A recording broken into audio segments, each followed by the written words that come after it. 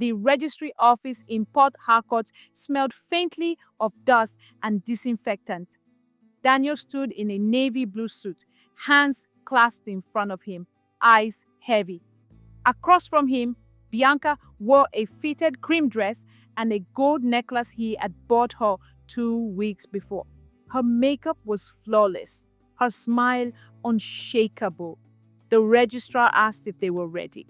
Daniel nodded once without lifting his eyes. There were no friends present, no extended family, no music or dancing, just papers, pens, and a silence Daniel pretended was peace.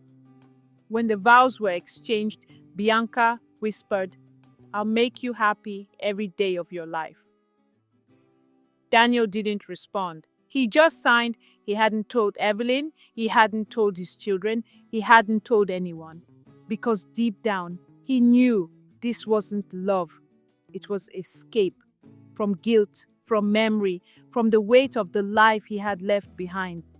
Bianca's children began calling him Daddy. They would run to him when he came home from the office, hugging his legs and shouting, "You're back." At first, it made him smile. Then it made him ache because the voices were wrong. They weren't Michael, Amara, David, or Joy. Bianca demanded more now. "We need a new car. The school run is too stressful." He bought a car. "The boutique needs renovation. Bigger shelves, new lighting." He wired the money. "We deserve a proper honeymoon. Dubai or Cape Town." He promised. Soon. She wasn't evil, but she was hungry for comfort, for luxury, for the life she thought she'd secured by marrying a man from America with a growing oil logistics company. Daniel kept giving, and something inside him kept hollowing out. The company was doing well, but it wasn't invincible. A major client delayed payments. Customs duties increased. 2 trucks broke down in 1 month. The account balance began to dip. For the first time, Daniel hesitated before sending money home to Evelyn. "What's one more delay?" he told himself. "They'll manage."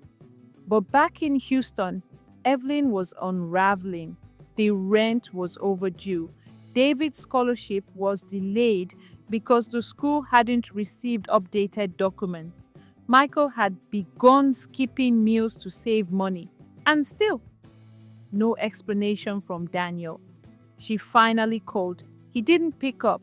She called again, then texted, "We need to talk. You're disappearing. And I'm the one left holding the pieces." No reply. The children knew they had stopped hoping, stopped asking, stopped expecting anything from their father except absence.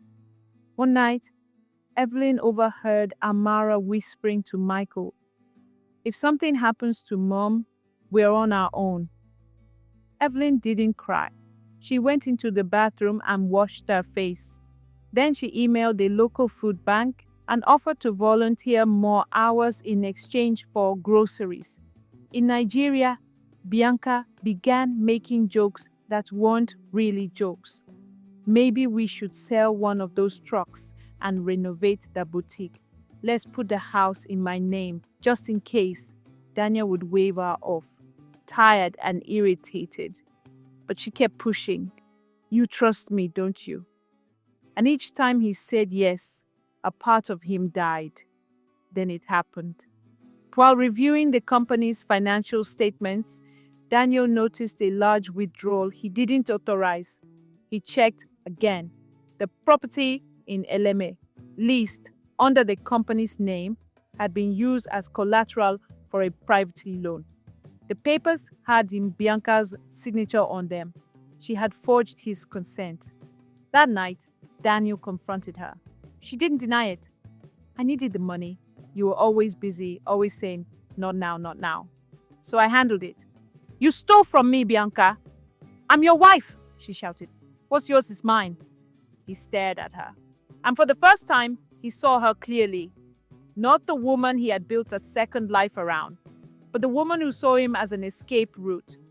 He left the house that night and checked into a hotel, alone, cold, full of shame. He scrolled through his phone and opened the last photo Evelyn had sent him. A blurry picture of Joy holding a trophy from school.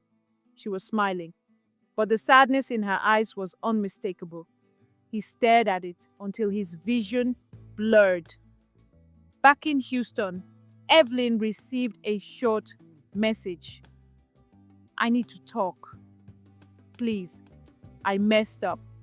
She stared at it for a long time, then deleted it. Daniel sat on the edge of the hospital bed, coughing violently into a handkerchief stained with blood. The room smelled of antiseptic and wilted flowers, gifts from well-wishers who had stopped coming. His skin was pale, his body thin, and the once sturdy shoulders that carried a family and a company now drooped with exhaustion. The diagnosis had come weeks earlier, an advanced degenerative illness that, while not immediately fatal, would take its toll slowly, cruelly, and permanently. At first, Bianca had stayed by his side. She brought soup, kissed his forehead, told him not to worry, but as the bills mounted and Daniel grew weaker, her warmth began to fade. What do you mean we need to cancel the Paris trip? She snapped one afternoon, arms folded in the hospital corridor. Daniel looked up from his bed. Bianca, the money is tight. The hospital needs a deposit. Payroll is pending. I can't.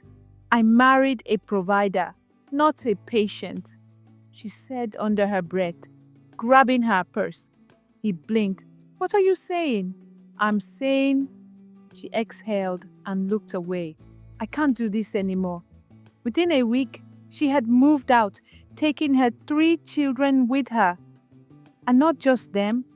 2 vehicles, Daniel's gold wristwatch collection, and an undisclosed amount from one of his private accounts were gone too. Daniel lay in bed alone, day after day, each breath more labored than the last. The staff at the company, once proud to work under him, began to whisper, "He's not coming back. He's finished." Bianca bled him dry. Vendors stopped calling. Clients pulled out of verbal agreements. The business, like its founder, was slowly decaying. One morning, Daniel's longtime friend and former colleague, Chuka, came to visit. He brought water, fruit, and the unspoken burden of concern in his eyes. I called Bianca, Chuka said. She didn't answer. Daniel smiled bitterly. She's done enough. Chuka sat beside him. You need help. You need people who still care. They don't, Daniel muttered. I killed that bridge with my own hands. Chuka pulled out his phone. Then we rebuilt it. That night, Chuka reached out to Evelyn through an old mutual friend in Houston. When the message reached Evelyn, she hesitated. She hadn't heard Daniel's name in years, at least not in a context that didn't sting. She didn't respond. So Chuka tried another route. Daniel's sister, Mama Nkem, who still lived in the family compound in Oron. She came immediately. Mama Nkem walked into the hospital room with fire in her step and grief in her heart. My brother, she said, clutching his bony hand. What have you done to yourself?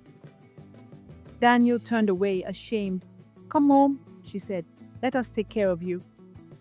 He blinked slowly. They hate me. They are angry, she corrected. But they don't hate you. Back in Houston, Evelyn finally sat her children down. He's sick, seriously, alone, broke. Silence followed. Michael, now a practicing doctor, clenched his jaw.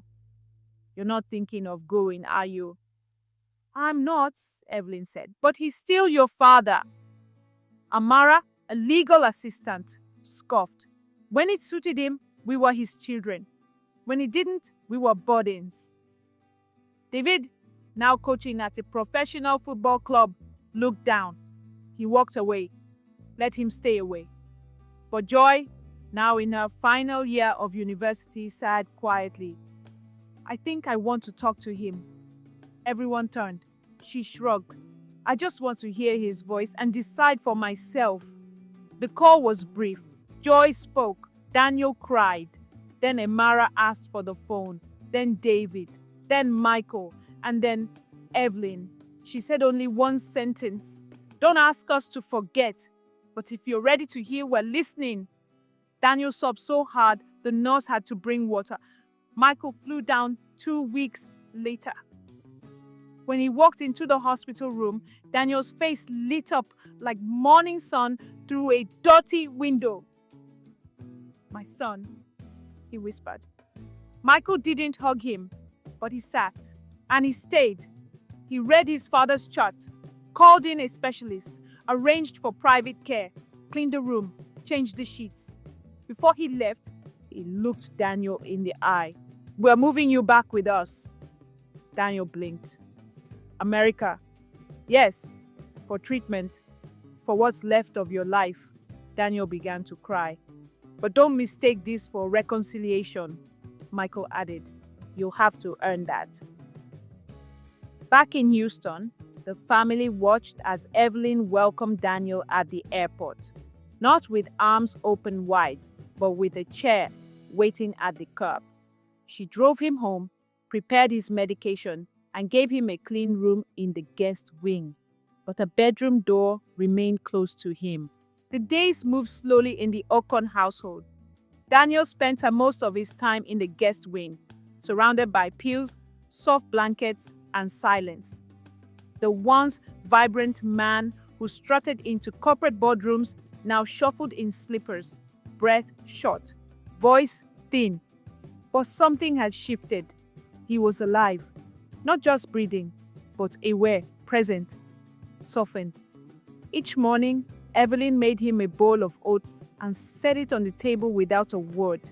He would whisper, "Thank you," and she'd nod before walking away. There was no bitterness in her steps, just boundaries and grace. Joy was the first to warm up to him. She'd sit beside his bed in the evenings, helping him check his blood pressure and recording his medication times on a whiteboard. One day she asked, "Did you ever stop loving us?" Daniel swallowed, fighting emotion. "No," he whispered, "but I stopped choosing you, and that's worse." Joy nodded slowly. "At least you know." Amara kept her distance. When Daniel tried to ask about her work, she responded with clipped updates. "I'm good. Yes, still with the firm. No, I don't need anything." But one evening she came home with takeout and quietly placed a portion by his bedside. "Your favorite, jollof rice with grilled goat meat." He looked up in surprise. "Amara, don't read too much into it," she said, walking away. But she left a cold drink too. David remained the hardest. He visited the least and spoke even less. One night, Daniel saw him standing at the doorway, watching. "You are my hero," David said flatly. "Then you vanished." Daniel sat up straighter. "I have no defense." "You don't need to explain," David added. "Just know I'm watching how you finish. That's what matters now." Then he walked away. Michael, ever the doctor, ever the firstborn, was the most consistent. He managed Daniel's health plan, booked appointments, adjusted meals, and checked his vitals. But his conversations remained clinical, professional. Until one Sunday afternoon, Daniel reached out. "Can I ask something personal?" Michael looked up from his notes. Daniel hesitated. "Do you think I deserve your help?" Michael sighed. "Number. But Mom taught us grace, and you're my father. That means something, even after everything." Daniel lowered his eyes. "I will make this right." A week later, he called for the family to gather. It was the first time they were all in one room with him since the day he left for Nigeria years ago. He sat upright, a brown envelope in hand. "I've made changes to my will," he said quietly. "Bianca and her children, they are no longer beneficiaries. Amara looked up sharply. They were? He nodded, ashamed. Yes, I was lost, but not anymore. He handed the envelope to Evelyn. This is a copy. The lawyer has the original. The company shares, assets, investments, everything goes to you and the children. David raised an eyebrow. Why give it to Mom? Because she never stopped building even when I tore everything down, Daniel said, and because I trust her to manage it better than I ever could. Silence fell. Then Evelyn spoke. I don't want your wealth. Everyone turned to her. I wanted your partnership. I wanted your presence. I wanted a father for my children. But now we deal with what's left. Daniel bowed his head. I know. But, she continued, what's left can still be used for good. She handed the envelope to Michael. Let your children lead. Over the next few months, healing unfolded. Slowly, awkwardly, but honestly. Daniel wrote personal letters to each of his children. He apologized, not for missing their birthdays or late tuition or unanswered calls, but for the emotional gap he had left behind. Evelyn began leaving cups of tea in his room instead of just meals. Joy showed him her graduation dress. Amara asked him to proofread a speech she was delivering at a women's leadership summit. And David? He showed up one day with a basketball. You used to play, he said simply. They sat outside and passed it back and forth in silence. One evening, Daniel called Evelyn to his room. She sat at the edge of the bed, arms crossed. I don't expect us to be what we were, he began. But I want you to know I remember everything. Your sacrifices, your strength, your loyalty. Evelyn didn't speak. He added, if I had the chance to do it all over, I would have never left that airport. I would have stayed with you, with them. Tears filled her eyes, but she wiped them away quickly. We can't rewrite the past, she said, but we can be decent in the present. Daniel nodded. That's enough for me.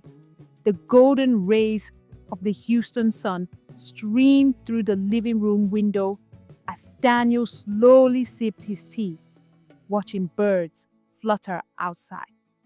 The house buzzed softly with the rhythm of life, distant laughter from the kitchen, the murmur of a phone call from the hallway, the hum of the washing machine.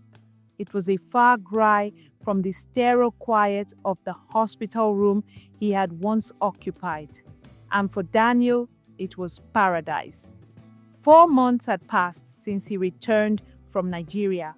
Though his condition was incurable, his health had stabilized with proper care.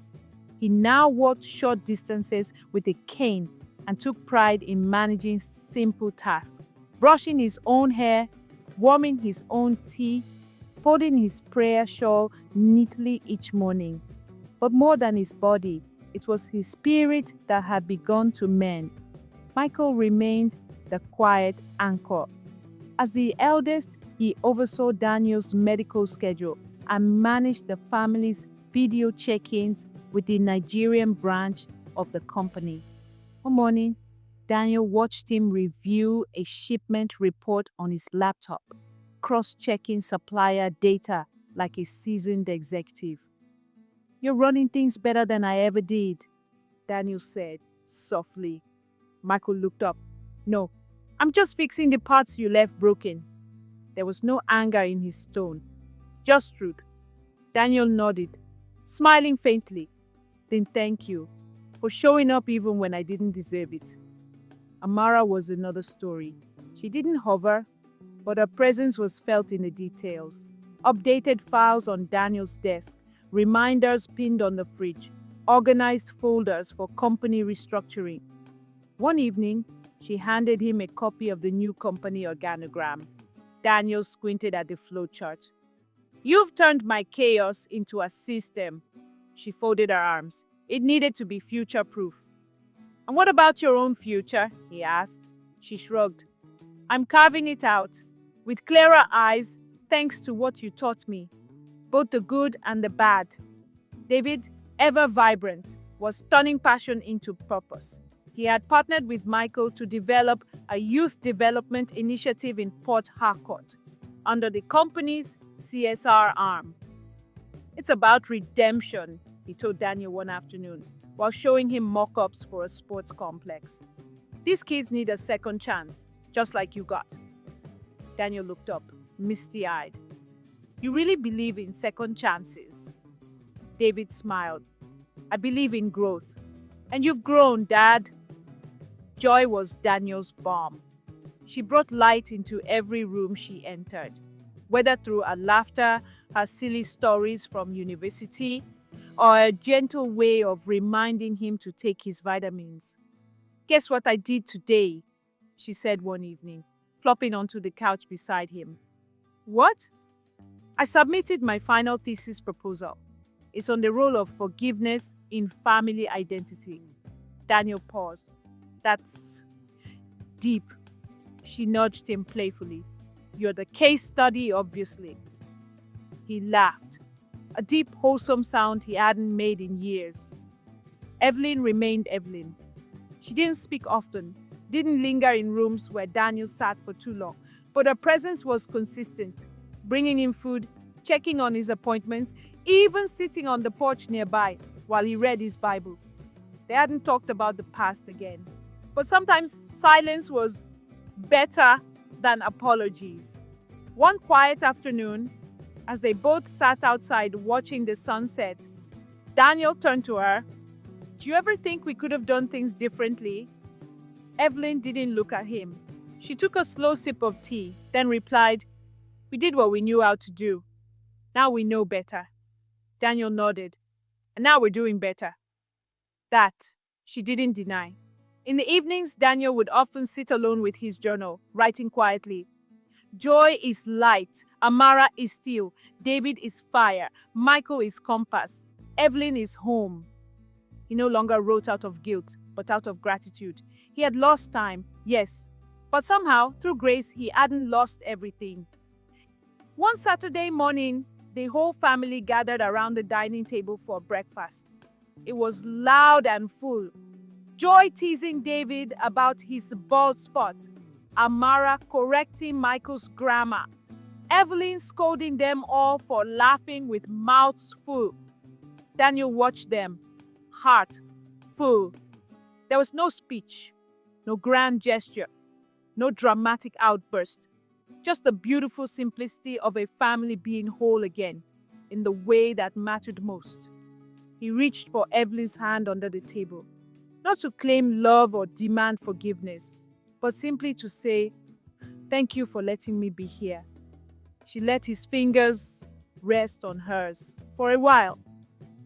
That night, Daniel wrote one final entry in his journal. "I thought legacy was about buildings and money, but it's not. It's this table, these voices, this chance.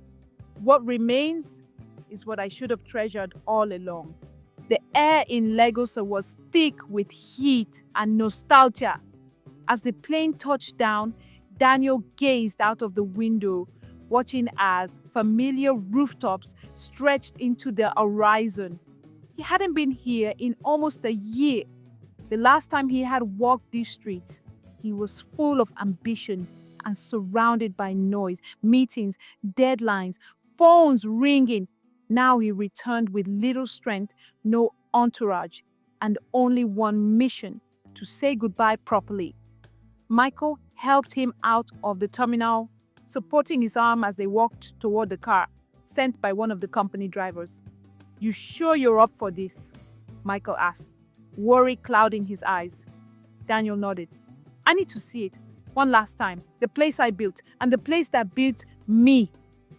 Their first stop was the company headquarters. It stood tall, glass-walled and clean-lined, the logo etched in metal above the main entrance.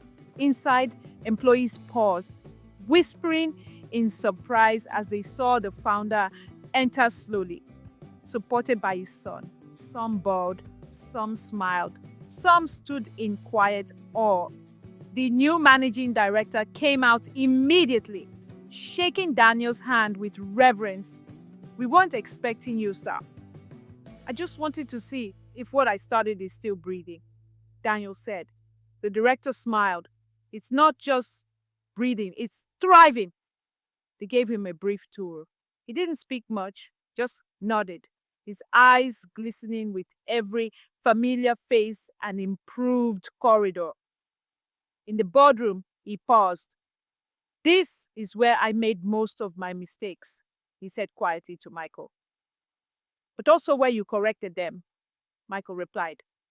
Next, they drove to the orphanage Daniel had quietly supported for years, though few ever knew it. The matron, an aging woman named Mama Esther, recognized him instantly and burst into tears. Papa Daniel, she exclaimed. Ah, we heard you had disappeared. Daniel embraced her weakly. Not disappeared, just learning hard lessons. She brought the children out, and they sang for him. Daniel sat, soaking in every lyric, clapping along with trembling hands. These children, he said to Michael as they drove away, they remind me why we started any of this. By evening, they arrived at Oron, Daniel's childhood home. The village was quieter now, much of it modernized, but the clay houses, the mango trees, the familiar scent of firewood cooking still lingered. Mama Enkay came running out when she saw the car. Daniel, she cried, you came back. He smiled weakly. I told you I would. She held him like a mother holds a lost child, tight, long, and without words. That night, under the Udala tree that had shaded his childhood, Daniel sat with Michael, Mama Enkay, and a few elders. He had requested a small gathering, not a celebration, just a moment of thanks. They roasted plantains and fish, passed palm wine, and shared stories of young Daniel, how he once climbed the mango tree barefoot, how he was the brightest pupil in the village school, how he left with nothing but a suitcase and a prayer. Daniel listened, laughed gently, and occasionally wiped a tear. When it was his turn to speak, he looked around the firelight and said, I left here chasing success. I thought it would make me bigger. But coming back, I realized this is where I was always whole. The elders nodded. You've done well, son, one of them said. Not because of the buildings, but because you returned. Before leaving, Daniel handed an envelope to the village chief. Inside was the deed to a piece of land. I want to build a skills center here, he said, for young people who want to stay, but need tools to thrive. Let it be part of the company's legacy, but rooted in this soil. The chief bowed. It shall be done. On the flight back to Houston, Daniel leaned on Michael's shoulder and whispered, Thank you for coming. Michael smiled. You didn't just build an empire, Dad. You built meaning. Daniel closed his eyes. Now I can rest, knowing it wasn't in vain. When they arrived home, Evelyn was waiting at the door. She didn't ask how the trip went. She didn't need to. She simply said, You're home, and helped him inside. Joy rushed to hug him. Amara handed him a warm towel. David took his bags. Daniel sat in his chair, surrounded by his family, and sighed. This wasn't the ending he had envisioned years ago, but it was the ending he had earned, and for the first time, he felt it deep in his chest. Peace. The winter crept in gently that year, blanketing Houston in a quiet chill. The trees stood bare outside Daniel's window, their shadows stretching long across the living room floor. He sat in his usual chair by the window, a soft shawl around his shoulders, breathing deeply, peacefully. But beneath the calm was a silent truth. His body was beginning to give up. The signs came slowly at first. He began forgetting things, small, ordinary things. Names of distant cousins, the title of a book he'd read only days ago, the location of the notebook he always kept by his side. Then came the fatigue. His walks, once stretching across the house, were now just a few steps. Sometimes his hands trembled too much to hold his spoon. The doctors weren't surprised. Michael had warned the rest of the family. We always knew the illness wasn't curable. We just didn't know how fast it would come back. Still, knowing didn't make it easier. Evelyn found herself sitting with him more. She didn't speak often, but her presence brought Daniel comfort. Some days she read to him from the Psalms. Other days she simply sat beside him as he drifted in and out of sleep. One day he looked at her, eyes cloudy but clear enough to recognize her face. "You stayed," he whispered. "I didn't do it for you," she said gently. "I did it for our children." Daniel smiled. "That's what makes it beautiful." The children took turns being home. Michael managed virtual meetings from the dining table, his laptop always open, yet his eyes always darting toward his father's room. Amara moved in temporarily, managing both her legal cases and the household. She coordinated hospice care, medication schedules, and fielded calls from the Nigerian office. David visited every weekend, often bringing food and warm stories to lighten the mood. He even convinces Daniel to laugh, really laugh, during one retelling of an old boarding school prank. And Joy came home fully. She withdrew from university for a semester to be near her father, something Daniel protested at first. "You have a future to build," he had insisted. She held his frail hand and said, "You're part of that future. I want you to know that in my final days, I didn't fear death. I feared regret. But somehow, your love removed even that." He looked up at Michael. "That's enough for today." Michael fought back tears. "It's a beautiful message, Dad." Daniel reached for his hand. "So are you." As the day shortened and the wind grew colder, Daniel's sleep grew deeper, his words fewer. On one rare lucid morning, he called for all of them: Evelyn, Michael, Amara, David, and Joy. They gathered around his bed. No one spoke at first. Then Daniel opened his eyes and whispered, "I love you." Evelyn leaned in, brushing hair back from his forehead. "We know." Joy sat beside him, resting her head on his arm. "We love you too." And for a long while, they sat that way, together. One peaceful night, Daniel slipped away in his sleep. No pain, no drama, just a deep breath, and then stillness. The house fell quiet the next morning. Even the wind outside seemed to pause. But inside, the family remained whole. Not perfect, not without grief, but whole. Michael made the first call to the Nigerian office. The news spread quickly across boardrooms, streets, and old communities. Amara handled the legal logistics. David coordinated funeral arrangements in Nigeria. Joy sorted through Daniel's notebooks, letters, and recorded messages. Evelyn sat quietly, her face unreadable, but her hands steady. The day before they flew back to Nigeria for the burial, Michael found Evelyn standing by the window Daniel had loved so much. "He died in peace," Michael said. Evelyn nodded. "And with purpose." They stood in silence a while longer. Then Evelyn whispered, "Let's take him home." The sun blazed high over Port Harcourt as the plane touched down. The city stirred with life as if unaware of the quiet storm about to unfold. Inside the arriving terminal, Evelyn stepped out first, dressed in a deep blue Ankara gown, her expression composed and solemn. The children followed, Michael in a black suit, Amara clutching a leather file, David with Daniel's folded agbada in hand, and Joy holding tightly to her father's journal. They had come to bury a father, not just in soil, but in history. His failures, his redemption, and his hard-won legacy. The company had taken care of most logistics. A large white tent was set up on the family land Daniel had acquired in the outskirts, a place he had once spoken of turning into a family retreat. Now it would become his final resting place. Chairs were arranged under the shade of tall palm trees.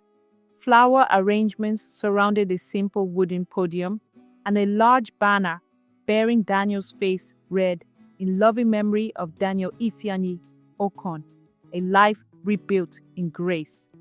The gathering began with hymns and prayers. Faces familiar and new filed in. Former colleagues, church members, childhood friends, and community leaders. Even Mama Onkem came from Oron, teary-eyed, dressed in white. As the choir sang, "It is well with my soul," Evelyn reached for a tissue, dabbing her eyes but keeping her head high. Michael stepped up to speak. "My father wasn't a perfect man," he began, "but he was a man who chose in the end to be better. Not for applause, but for us, his family."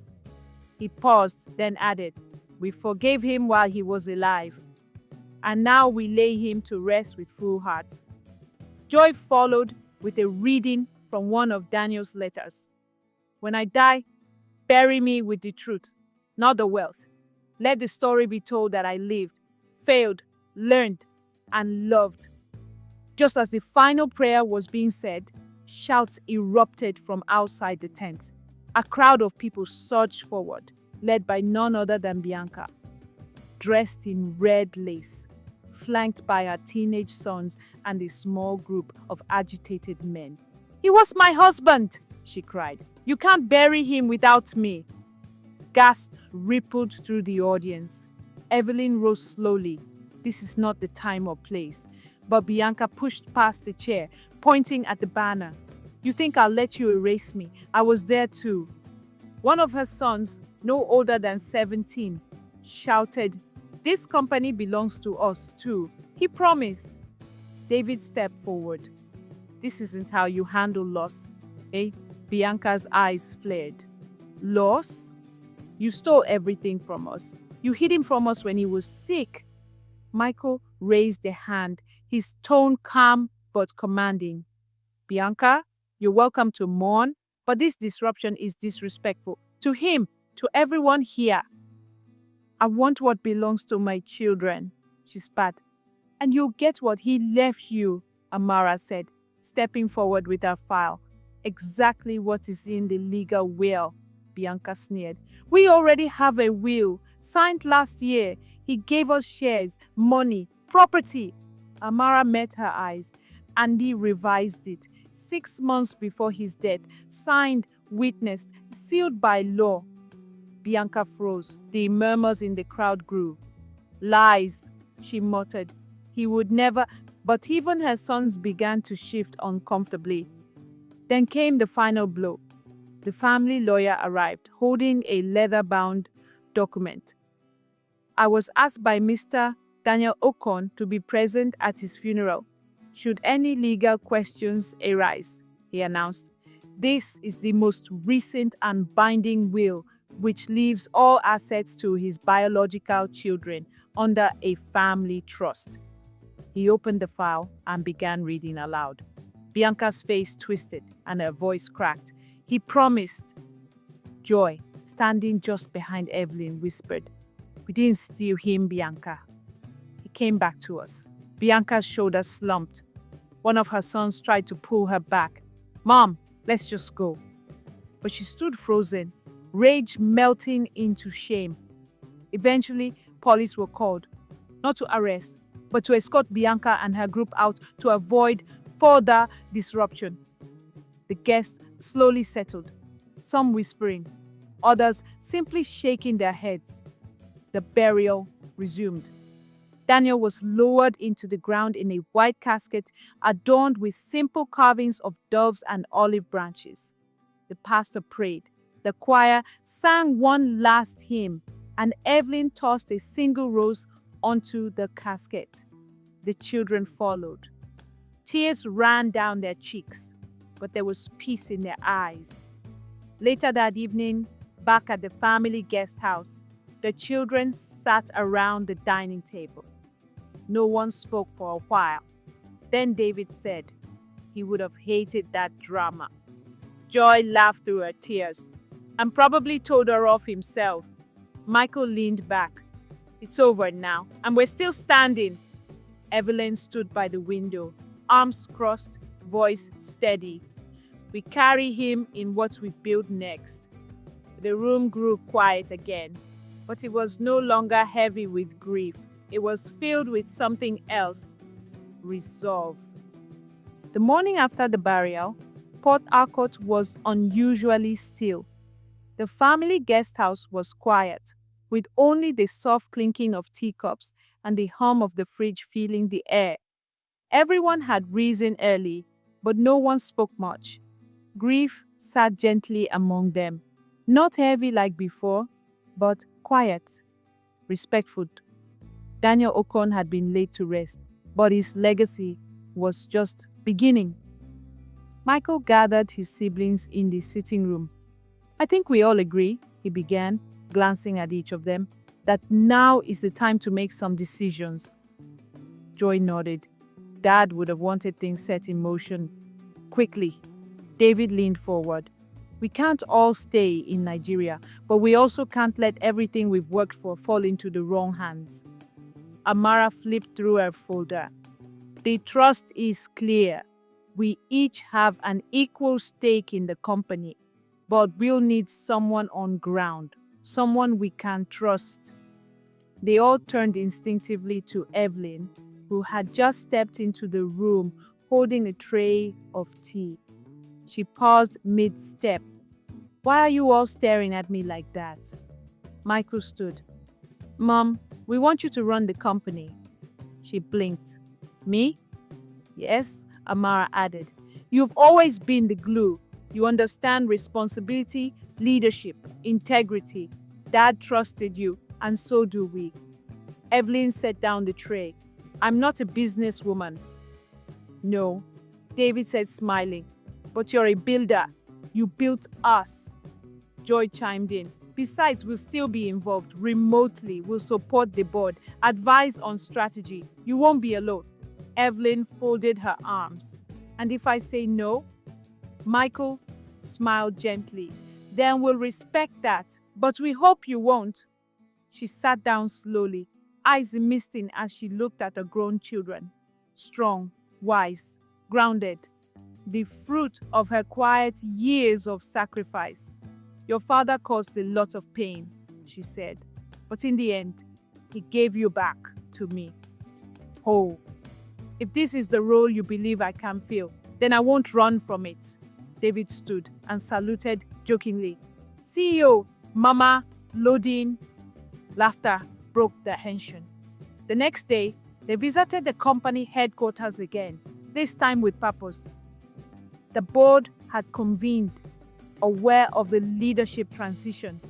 There were polite greetings, cautious curiosity, and a bit of skepticism. But when Evelyn walked into the boardroom, flanked by all four of her children, heads turned. Michael addressed the team. As you all know, our father's passing has shifted leadership, but our vision remains the same: growth, integrity, and giving back. Amara handed out updated governance documents and introduced Evelyn as interim CEO, backed by the family trust. She'll be managing local operations with the board reporting directly to the family, she explained. All strategic decisions will be made collaboratively. One board member asked, does she have business experience? Joy responded calmly. She has experience running a family with no money, 4 children, 2 jobs, and endless expectations. If that's not CEO material, I don't know what is. Evelyn smiled politely. I don't know all your corporate terms yet, but I do know what it means to protect what's important, make hard choices, and never waste what God has given. I believe those are qualities this company needs. By the end of the meeting, there were nods of approval. Over the following weeks, Evelyn settled into a new role. She met every department head personally, visited the warehouse, spoke to longtime staff, and even implemented a weekly prayer and wellness session, a tribute to Daniel's roots in faith. The staff quickly came to respect her quiet authority and gentle firmness. She didn't try to be Daniel. She led like Evelyn. Back in the States, each child returned to their lives. Michael resumed his hospital rounds but added a standing Monday meeting with the Nigerian office.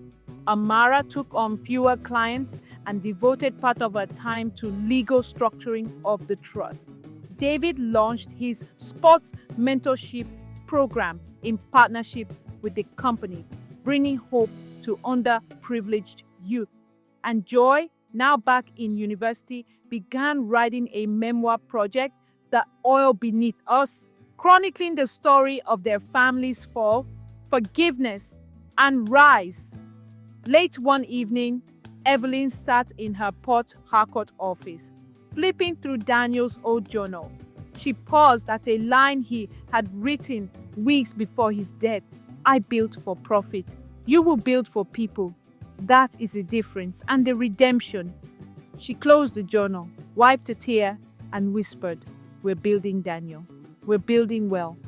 Dear viewers, what lessons did you take away from this dramatic tale? We would love to hear your thoughts in the comments below. If you enjoyed this story, give us a thumbs up, share it with friends, and hit that subscribe button. Don't forget to turn on the notification bell so that you never miss out on our latest tales. Thank you for watching and be blessed.